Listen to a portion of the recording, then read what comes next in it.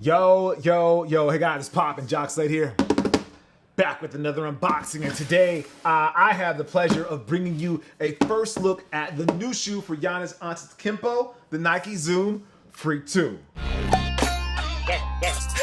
Now, for those of you that are fans of Giannis Antetokounmpo, you know that he is an athlete unlike any we have seen in the NBA. Not only is he 6'11" tall, which obviously is huge, but his wingspan is 7'3". So his wingspan is actually longer than he is tall. Not only that, he's very agile. He can be a guard, he can be a forward, he can be a power forward. He can literally play almost any position on the floor, and that makes him very unique. And as Ross Klein from Nike calls him, he calls him a unicorn. I won't go as far as calling him a unicorn, but you definitely know if you watch Giannis's game that he does things that people his size usually don't do or shouldn't be able to do. And that's what brings us to this shoe right here, the Nike Zoom Freak 2. They gave us this nice black box here with the GA logo. It's kind of embossed here on the front, as you can see. Has his signature there, has his last name there, Antetokounmpo, and then you also have, where is it?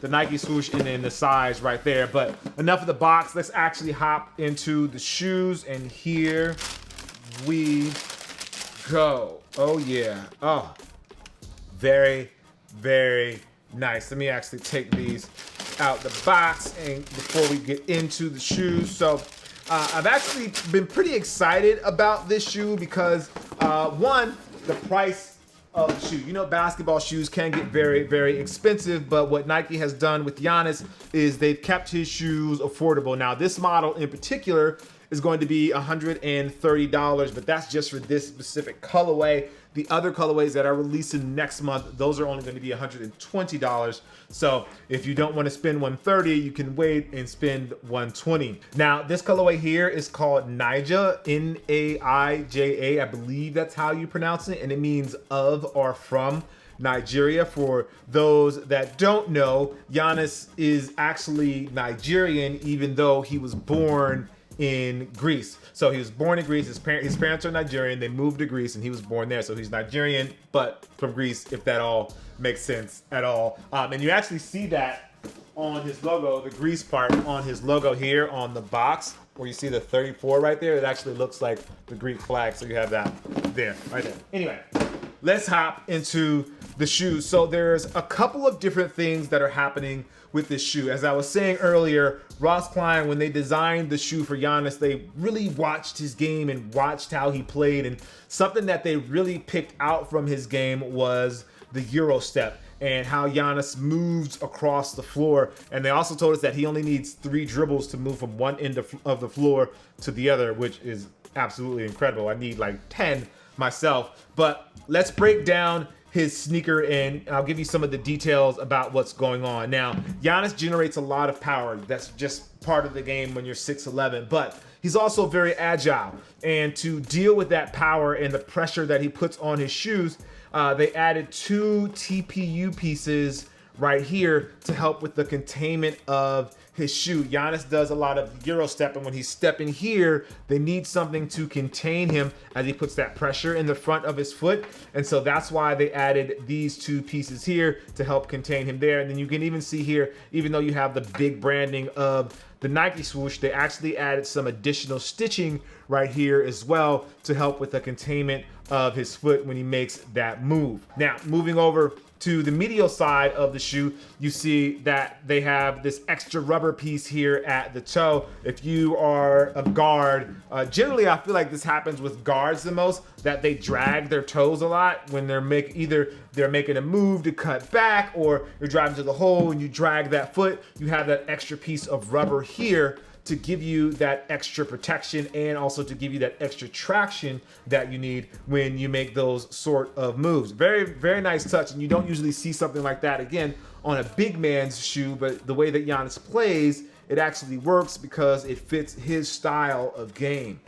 Continuing with the upper, this upper piece here that extends from the lateral side here right about the ankle and wraps around all the way to, I would say, probably about the bone right there by your big toe is made out of canvas. This is extra thick canvas as well. At this price point, my thought is that kids will be playing outside in this shoe as well and not just inside the gym. So you need something that's a little bit more durable, and this canvas feels very, very durable. You can actually hear it. Here, see. Yeah, you hear that there. You can actually hear like that this is some pretty thick material there, and that should keep your foot locked in and not giving you a lot of room for expansion, but it's also very durable. So if you're getting the shoes beat up outside, they're going to last a while because you have that there. Speaking directly to the tongue here, you can see that they've added this like neoprene portion on the outside, which makes it a little bit slippery and also makes it a little bit comfortable. But the padding goes all the way down to the stitching. So like if you're worried about hot spots and tying your shoes tight, you should be pretty good unless you're just tying your shoes outrageously tight. Otherwise, I think you'll be absolutely fine, and that's not something you have to worry about. Nice touch here on the tongue. You have the Freak logo with the Nike symbol right there. That's one of the cooler like Nike logos and campaigns they do with that Freak thing. I think that's really dope. Then you have a lot of padding here on the inside to give you that protection around your ankle and around your Achilles. Now there's not a super hard heel counter here, which is something very interesting. If you get down low, you have this white like synthetic leather providing a little bit of force here. But what you do have again is this Nike swoosh that wraps up around, and then you have this padding here that wraps up around as well. That's going to sit right into your Achilles and give you that force that you need to kind of keep it locked in. So you don't get the heel counter in the traditional sense, but you do have this extra padding here to give you that support that you need, so that it's just not loosey-goosey up here. Now on the cushioning side of things, there are a few things happening. You have traditional foam, which they have all the way from the heel all the way up to the toe, but you also have zoom in the forefoot as well. Now, for those of you that know about Giannis's line, the last shoe had zoom as well, but this one, they're changing up the way that the zoom is stacked. So instead of having a piece of foam underneath the zoom, a piece of foam on top of the zoom, and have the zoom fully encapsulated, what they're doing is what they're called center stack zoom. And the way Ross explained this to me was that basically you have the rubber of the outsole, which is very nice, by the way. It's it's not super loose and super pliable, but it's not super hard either. Again, this is a shoe that's going to transition from indoors and outdoors and then back again. So you need something that can withstand playing outside, but also have that sort of pliability that it works on inside as well. And this feels just right about the right spot, at least for me, from when I'm playing. So back to the zoom. So they have the zoom stack, and you have the rubber here, and then you have some foam that's attached to the rubber, but the middle of the foam, there is a hole that allows the zoom to actually touch the rubber directly.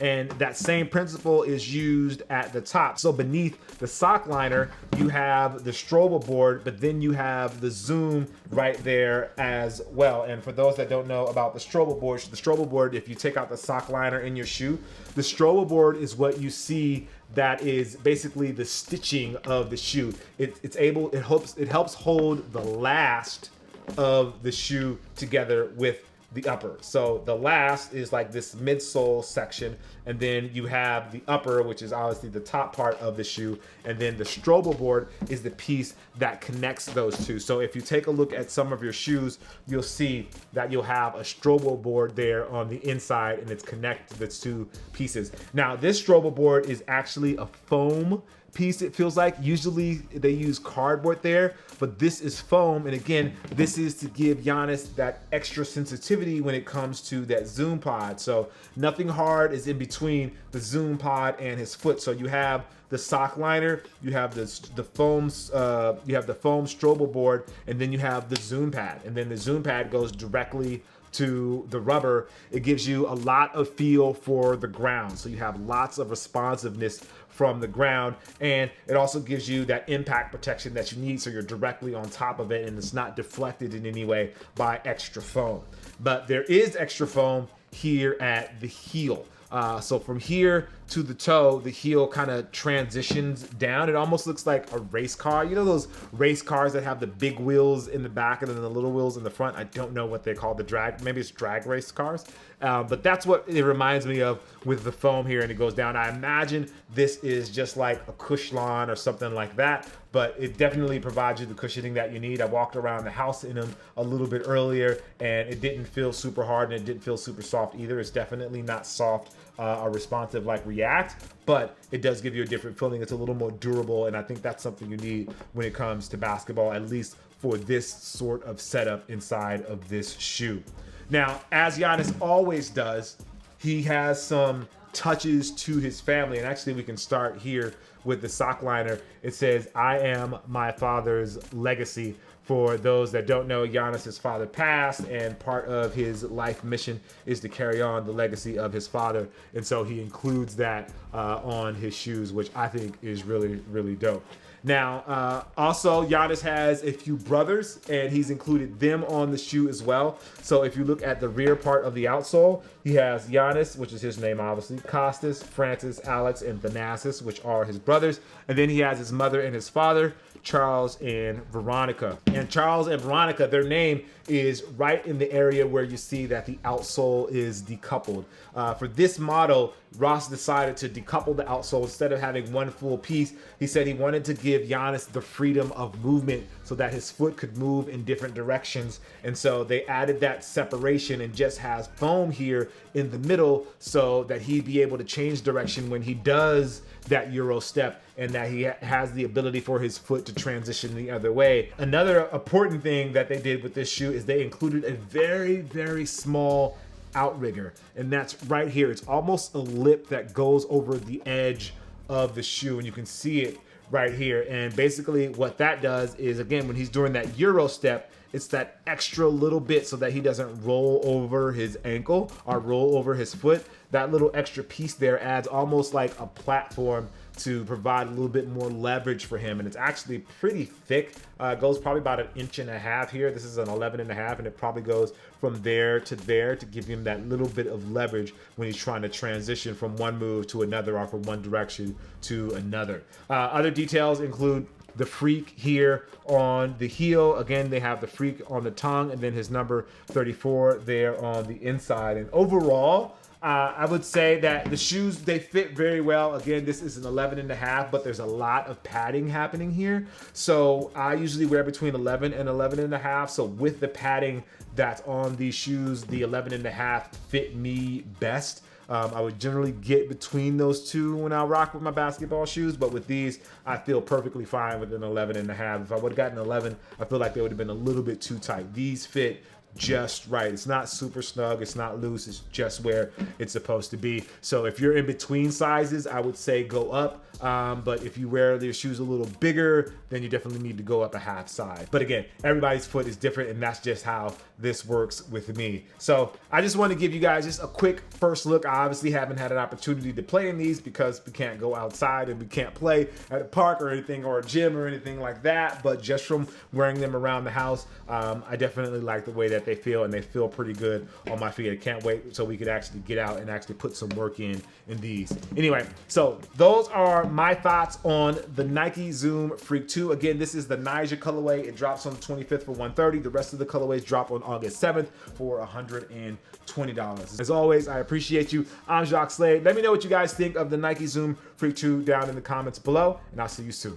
Peace.